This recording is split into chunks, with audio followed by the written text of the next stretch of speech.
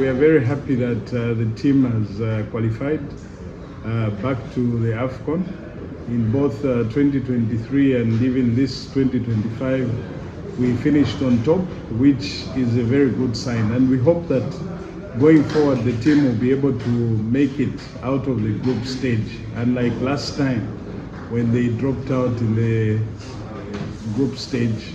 So it's very good, and we are excited and happy that again the players have been able to put a smile on the face of the 20 million Zambians.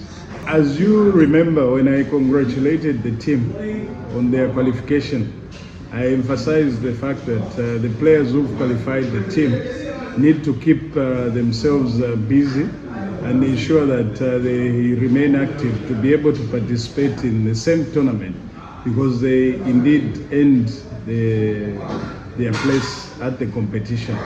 However, as you know, football is dynamic and competitive. 1 year is a long time in the life of a player, and we hope that those who had injuries will recover, and those who've lost form will also have an opportunity to knock and be part of the team. But either way, we are happy that we now have a strong team where all positions are available in terms of competition. First of all, we again want to thank the fans for coming out in numbers, but we also urge the fans that they need to avoid the element of hooliganism. I think we witnessed a few incidences during the last game, and even the act of throwing bottles.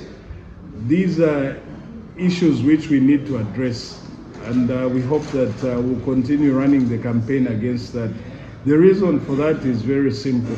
If CAF sanctions us, it means we'll not be able to play at home, and this is exactly what is happening with a number of countries.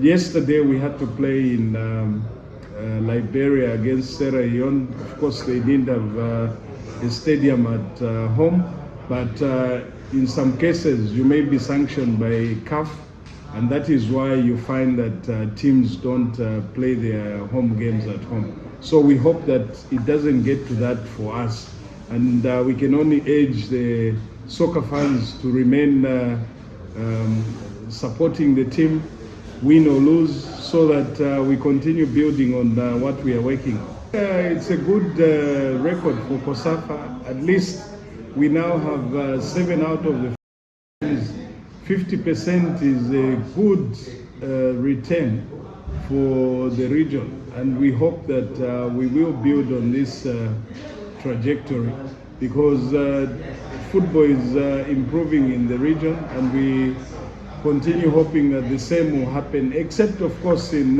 the junior tournaments, where we've already qualified with South Africa for the under 20, and the women we've also qualified with South Africa at the senior, and we are now going to the under 17 for COSAFA women and COSAFA men, which are also qualifiers for the Africa Cup.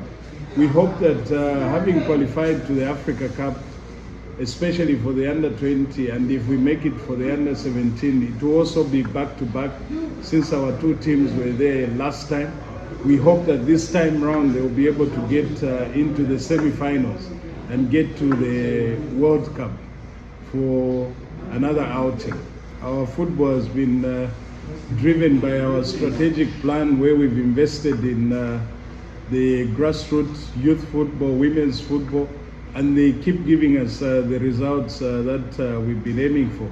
We've done very, very well at junior level, even though others will always argue and say it's only the senior men's team, but you can only have the senior men's team if the foundation is strong. This is why we've even gone as far as having the men's under 15, and with the introduction of the World Cup being played every year at the under 17 for both men and women, it now becomes even more crucial and more critical for us that we should now have an under 13, an under 15, so that we are able to capture these players on a continuous basis and allow them to compete in these tournaments annually. So for us, this is something that we've perfected, and we hope that the results will continue showing with the senior teams for both men and women always participating in the Africa Cup, and hopefully for the men in the World Cup.